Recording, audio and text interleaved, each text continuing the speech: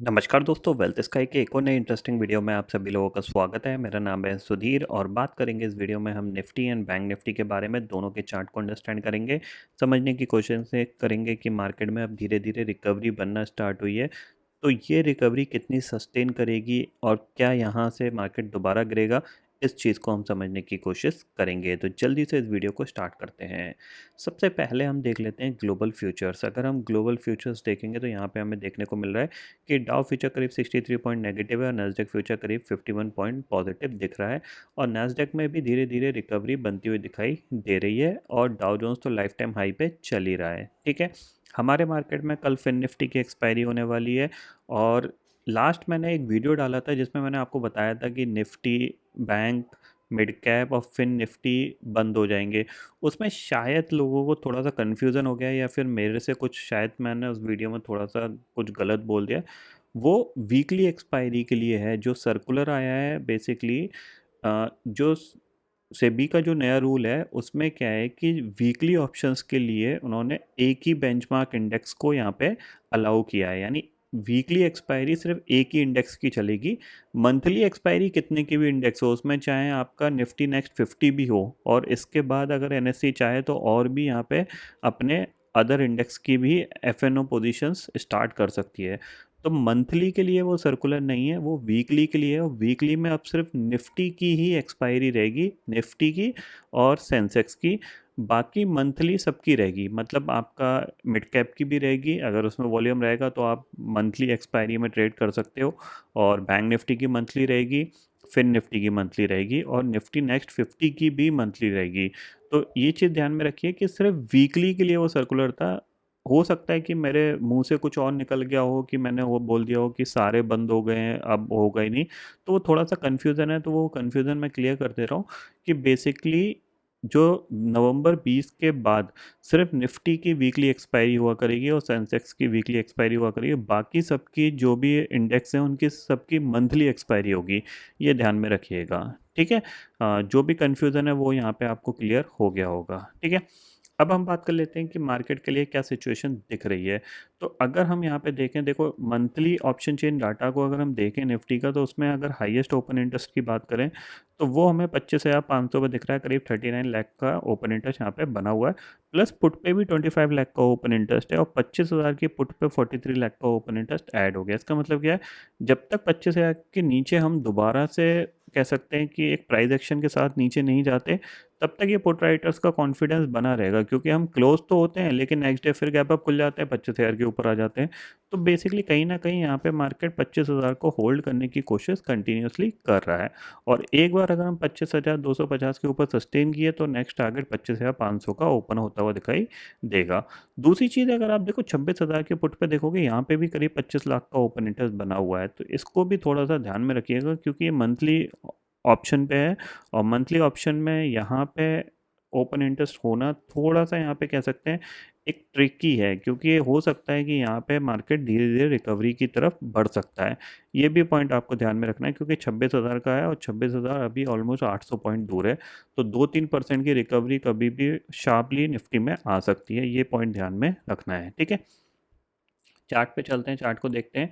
तो यहाँ पे क्या है, देखो मार्केट अब क्या है, रिकवरी के मूड में थोड़ा धीरे धीरे आ रहा है क्योंकि 25,000 को कंटिन्यूसली ये होल्ड करने की कोशिश कर रहा है। लास्ट ट्रेडिंग सेशन में नीचे गया लेकिन कोई फर्दर गिरावट नहीं देखने को मिली।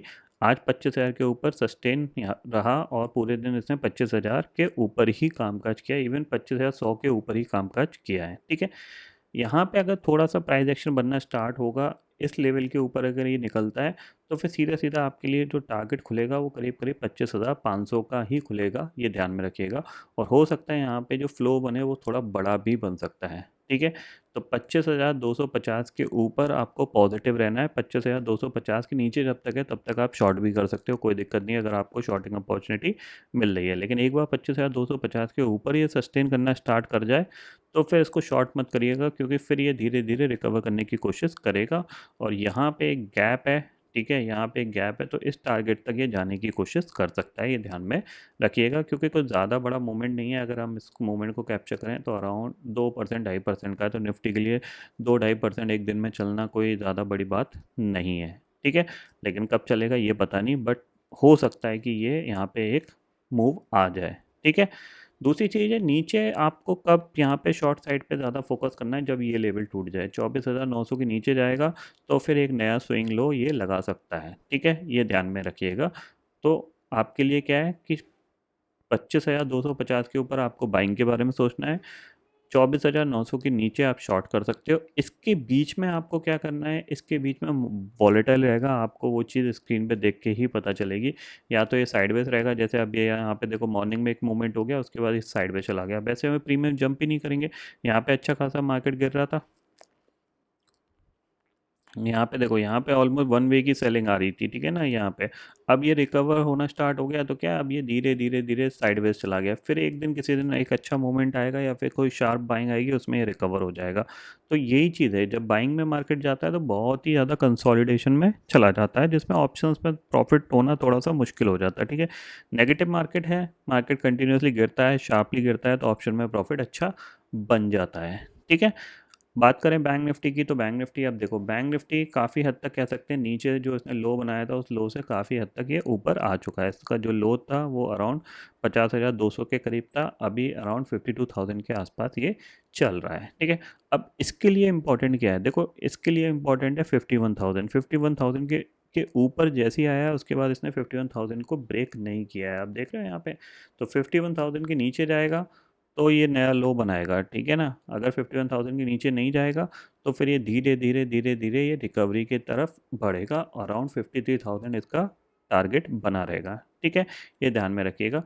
तो 51,000 के नियर ये आता है तो वहाँ पे आपको थोड़ी बहुत बाइंग आती हुई दिखाई दे सकती है, ये चीज़ ध्यान में रखिएगा। 51,000 के नीचे ही ये काफ़ी ज़्यादा नेगेटिव रहेगा, आप धीरे धीरे ऊपर की तरफ ये बढ़ रहा है, क्योंकि यहाँ पे क्या है कि आप देखो यहाँ से प्राइस एक्शन क्या है, थोड़ा सा पॉजिटिव बनता हुआ दिखाई दे रहा है, ठीक है ना। क्योंकि यहाँ पे एक रिकवरी आई, एक रिट्रेसमेंट हुआ, फिर एक रिकवरी आई, फिर रिट्रेसमेंट हुआ, और फिर ऑलमोस्ट आज इसने इस लेवल को क्रॉस करके एक ब्रेकआउट देने की कोशिश करी है। तो क्या होगा, थोड़ा ये फिर रिट्रेस करेगा और फिर ये धीरे से ऊपर मूव करेगा, फिर रिट्रेस करेगा, फिर धीरे से ऊपर मूव करेगा, इस तरीके से ये मूवमेंट रहेगा। और बाइंग में मैंने आपको बताया हमेशा मार्केट बहुत स्लो स्लो ही ऊपर चलता है, एक आध बार में वो कोई बाइंग आ जाएगी, उसके बाद वहीं सस्टेन कर जाएगा। तो इस तरीके से मार्केट चलता है, तो थोड़ा सा आपको कम क्वांटिटी में ही काम करना है, ठीक है।